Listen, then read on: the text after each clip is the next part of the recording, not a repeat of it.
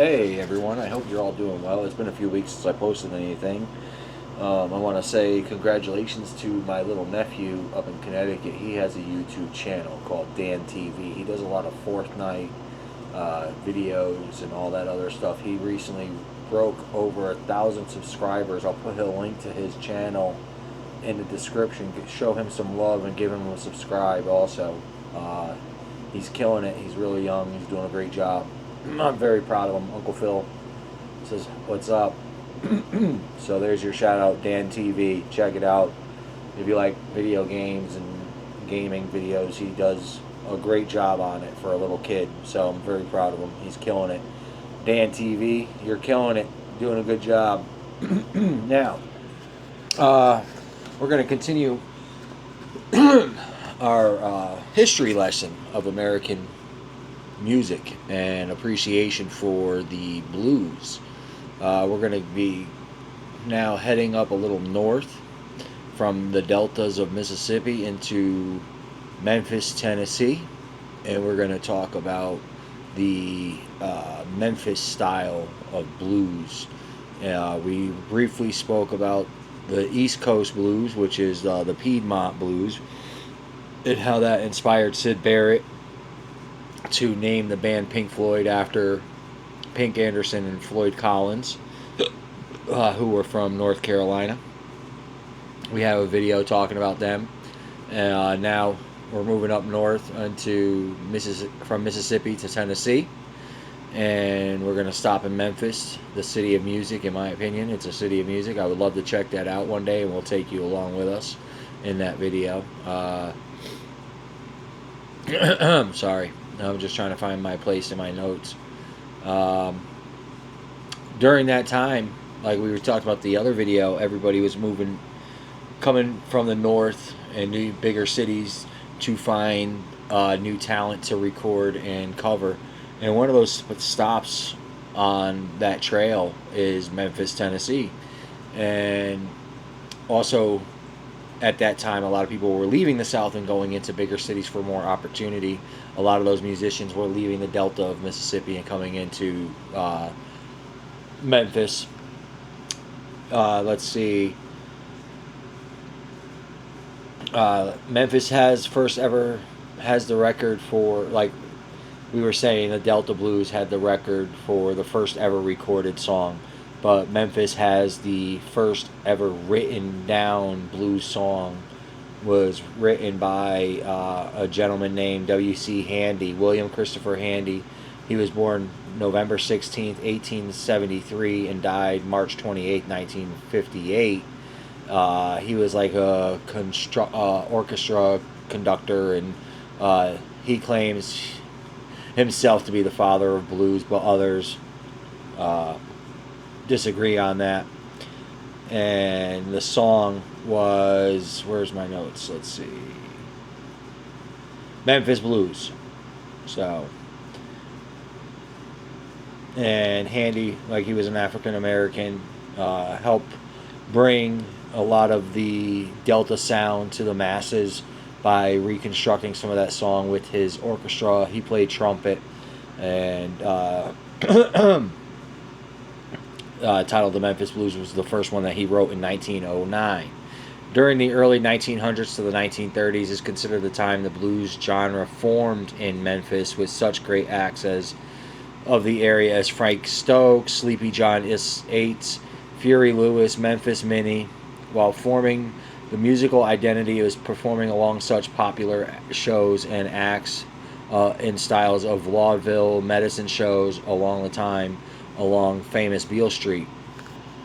In addition to guitar-based blues, jug bands such as Gus Cannon's Jug Stompers and the Memphis Jug Band were extremely popular practitioners of the Memphis blues. The jug band style emphasized on the danceable, syncopated rhythms and early jazz and a range of other folk styles. It was played on a simple, sometimes homemade instruments such as harmonicas, violins, mandolins, banjos, and guitars backed by washboards, kazoos, gumbardes, and jugs blown to support the bass sound. And then after World War II, as more African Americans left the Mississippi Delta and other improvised areas of the South and moved on to urban areas, many musicians gravitated to the blues scene that was forming in Memphis and changing the classic Memphis blues sound into more of the sound of Hollow and Wolf, Willie Nix, Ike Turner, B.B. King, because all those guys also performed on Beale Street. And that's a lot of the where Elvis Presley and Little Richard and so many other acts of the 50s and the 60s started to get inspiration from those guys as they were traveling through and forming that style of music in Beale Street, and recorded some of the first classical electronic blues, rhythm and blues style rock and roll records for Sun Records, Sam Phillips at Sun Records. Sun Records recorded Hollow and Wolf before he moved to Chicago. Willie Nix, Ike Turner, B.B. King, and others. The Memphis style blues, electric style blues, featured explosive, distorted electric guitar work, thunderous drumming, and fierce declamatory vocals. Musicians associated with Sun Records included Joe Hill Lewis, Willie Johnson, and Pat Hare. Let's talk a little bit about Frank Stokes. He was born in January 1st, 1887, or 1888, depending on what records you look at, and died September 12th, 1955. He was a blues musician, songwriter, minstrel who also traveled along with a lot of medicine shows in the late 1920s and also played a lot of shows in Beale Street. He was born in Shelby County, Tennessee, which is in the vicinity of Whitehaven, which is 2 miles north of the Mississippi state line. John Adams Eates was January 25th, 1899, or 1900s, once again, depending on what census you look at. June 5th, passed away on June 5th, 1977, known as Sleepy John Eates, was an American blues guitar player and vocalist and songwriter. His music influenced Bob Dylan, the Beatles, and Led Zeppelin.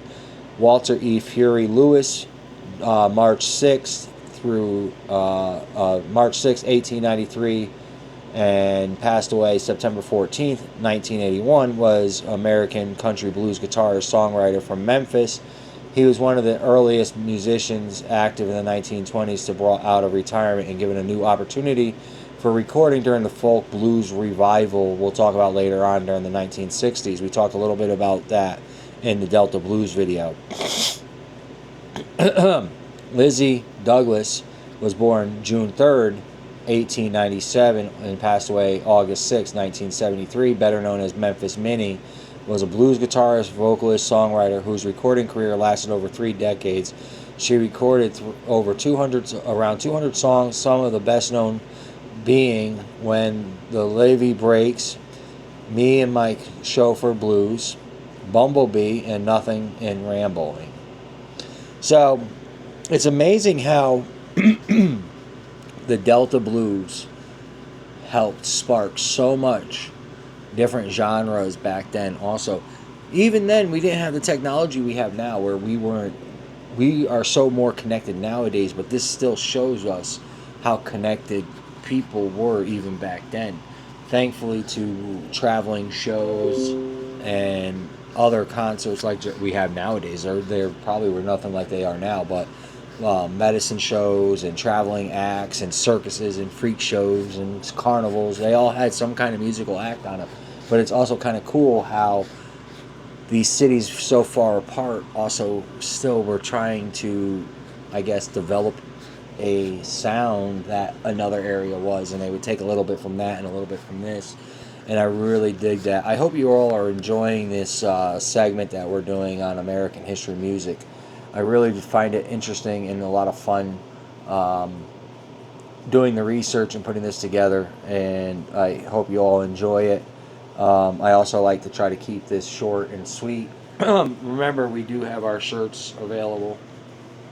The link is in our link tree. Help support the channel. It can really help us. I would really like to have more time to do to this, but I can't do that by taking time away from work, which pays me. So any help, any donations help build the channel. We've invested a lot into this, and if we could get something back in return, would be great. So we could put more into it, and maybe not have to work at the restaurant so much. But anyway, I hope you're all doing well, and thank you for coming by and checking out our videos. I hope you all have a good rest of your week and have a good weekend. Remember, people, we are not each other's enemies. And thank you. Like and subscribe. Peace. Have a good weekend.